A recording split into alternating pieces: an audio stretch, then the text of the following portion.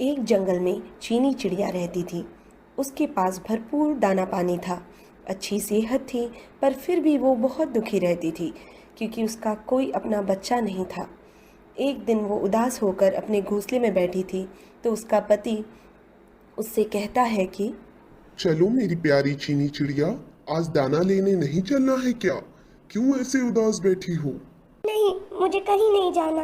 मेरा भी जी करता है कि मेरा कोई बच्चा हो जिसके साथ मैं खेलूं, उसे बहुत सारी कहानियाँ सुनाऊं, उसे अपने गले से लगा कर रखूं, उसे बहुत प्यार दूं, उसे बोलना सिखाऊं, उसे उड़ना सिखाऊं।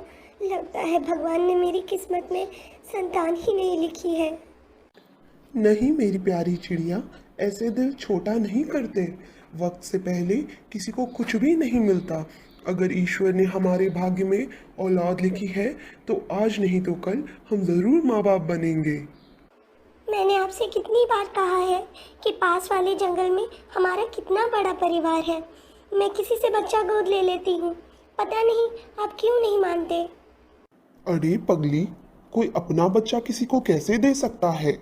और ना ही तुम उस बच्चे को माँ जैसी ममता दे सकोगी। अच्छा चलो, अब देर हो रही है। और फिर वो दोनों दाना लेने निकल जाते हैं।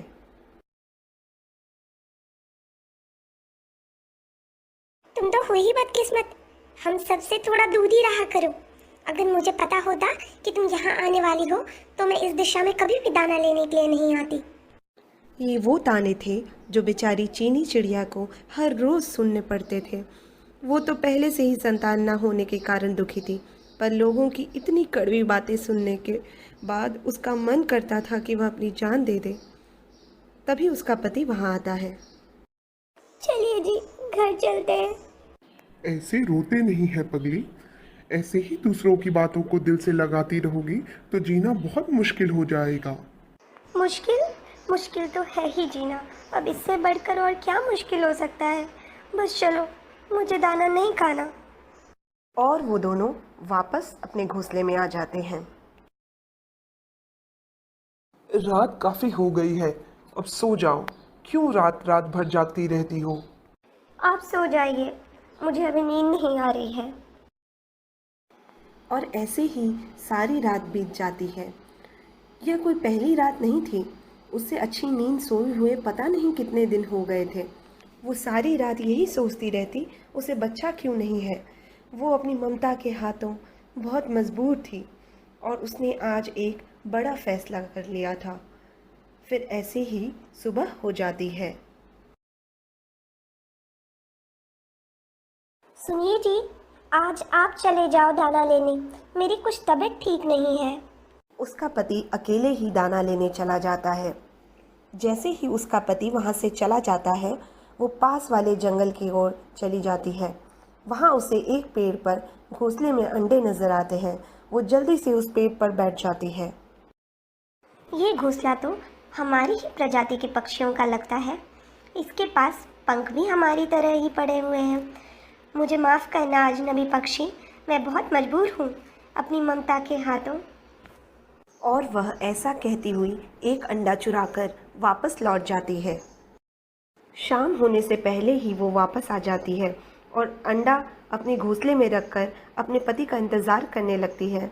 जैसे ही उसका पति वापस आता है, वह जल्दी से बोलती है, सुनिए जी, ये देखिए, भगवान ने हमारी सुन ली है।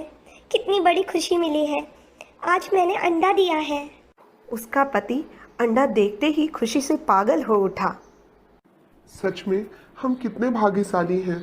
भगवान के घर पे देर है अंधेर नहीं। देखा, अब हमारा भी बच्चा होगा और तुम उससे खेला भी करोगी। इतनी बड़ी खुशी मिली है आज हमें। फिर दोनों खुशी से बातें करते करते सो जाते हैं। ऐसे ही कई दिन गुजर जाते हैं। एक दिन जब चिड़िया का पति दाने लेने के लिए गया, तब चिड़िया को अंडे में से धीमी धीमी आवाज़ आई और फिर अचानक से एक छोटा सा बच्चा बाहर आता है। चिड़िया इस बच्चे को देखकर बहुत डर जाती है क्योंकि यह बच्चा तो उसकी प्रजाति का ही नहीं था, इसलिए उसका आकार चिड़िया से ज़रा भी नहीं मिलता था। चिड़िया के तो होश ही उड़ जाते हैं। अब उसे समझ नहीं आ रहा था कि इस बच्चे का क्या करे। क्योंकि शह पक्षी और उसके पति को जब पता चलेगा तो तूफान आ जाएगा। पास वाले पेड़ पर एक खाली घोंसला था। वो उस बच्चे को उठाकर जल्दी से उस घोंसले के पास पहुंचती है और उस बच्चे को बहुत प्यार से उस घोंसले में रख देती है। मुझे माफ़ करना बच्चे, मैं तब भी मजबूर थी और अब भी मजबूर हूँ, लेकिन मैं तुम्हें प्यार करूँगी। मैं तुम्हें खुद के बच्चे की तरह बड़ा करूँगी। मैं तुमसे मिलने आती रहा करूँगी। और चिड़िया बच्चे को पत्ते से ढककर वापस चली जाती है। शाम को जैसे ही उसका पति वापस आता है, चिड़िया रोने लगती है। क्या हुआ चिड़िया, तुम रो क्यों रही हो? मैं पानी लेने के लिए पल भर के ले गई थी तो कोई मेरा अंडा उठा के ले गया। यह तुम क्या बोल रही हो? मैंने तुमसे कहीं भी जाने के लिए मना किया था। और फिर ऐसे चिड़िया अपने पति को झूठ बोल देती है। चिड़िया रात में बहुत बेचैन थी। वो बच्चा उसकी आंखों के सामने बार बार आ रहा था। जैसे ही उसका पति सोया, चिड़िया आहिस्ता से उठकर उस बच्चे के पास चली जाती है और उसे अपने बच्चे की तरह ही प्यार करती है। उसे अपने चोंच से दाना खिलाती है और फिर वापस आ जाती है। ऐसे ही दिन गुजरते गए और वो हर दिन अपने पति के सोने के बाद में उस बच्चे के पास चली जाती थी और वो बच्चा भी उस चिड़िया को अपनी माँ ही समझता था। माँ माँ, अब मैं उड़ सकता हूँ, आप मुझे उड़ने क्यों नहीं देती? नहीं मेरे बच्चे, बिल्कुल नहीं। यहाँ आसपास बहुत खतरा है, तुम्हें अभी यहाँ ही रहना है। मैं जब तक कहूँ तब तक तुम यहाँ से कहीं भी नहीं जा सकते। ठीक है मम्मा।